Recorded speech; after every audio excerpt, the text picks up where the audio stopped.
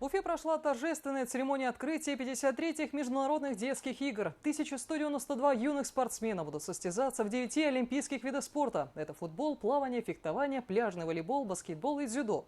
А греко-римская борьба и скалолазание станут дебютными дисциплинами МДИ. О грандиозном шоу и башкирском гостеприимстве материал Максима Окунева. И хотя сегодня день свободен от соревнований, участников не покидает волнение. Хоккейная арена превратилась в интерактивную сцену, где сегодня проходит церемония открытия. Молодые атлеты с национальными атрибутами представляют 29 стран мира. Некоторым из них пришлось добираться до Уфы больше суток. Например, представителям Австралии, Мексики и Канады. Мы приехали 1 день тому назад. Честно говоря, нам очень нравится этот город. Всем интересно. Еще никто не был в России. Все смотрят на город. Очень интересно. Рекордсменом по числу участников в этом году является Израиль, представивший спортсменов из 9 городов. Следом идут Россия и Китай. Сборные формировались таким образом, чтобы попробовать свои силы во всех 9 видах спорта. У нас есть принцип. Мы хотим побеждать, а не просто участвовать. Мы сильны в плавании, фехтовании, баскетболе, дзюдо. Мы имеем хорошую подготовительную школу, которая сформировалась после Олимпийских игр в Китае. Для нашей страны это большая гордость быть здесь.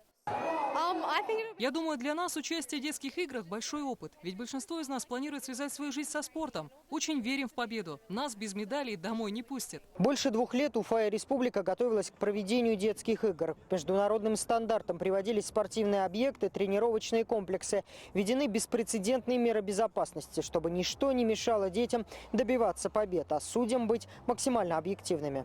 Ради Хабиров зачитал приветственный адрес от президента страны и пожелал гостям Уфы получить от игр удовольствие, независимо от результата. В республике накоплен большой опыт организации и проведения столь масштабных и престижных мероприятий. Конечно, отмечу, что в России традиционно развитию детского и юношеского спорта уделяется приоритетное внимание государства. У нас создана современная спортивная досуговая инфраструктура. Желаю всем спортивной борьбы, спортивных побед.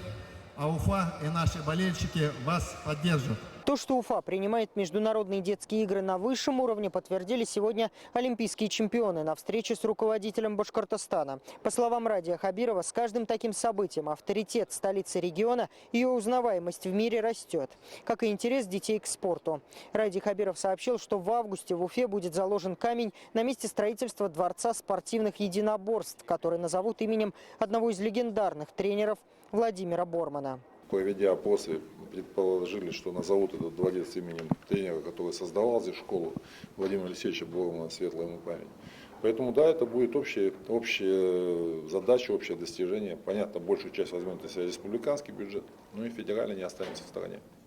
А у участников МДИ впереди 4 насыщенных дня соревнований. Футболисты сыграют на стадионе «Нефтяник». В парке Кашкадан сразятся баскетболисты и волейболисты, а в спорткомплексе «Приозерный» – дзюдоисты. Соревнование по скалолазанию пройдет в парке «Ватан».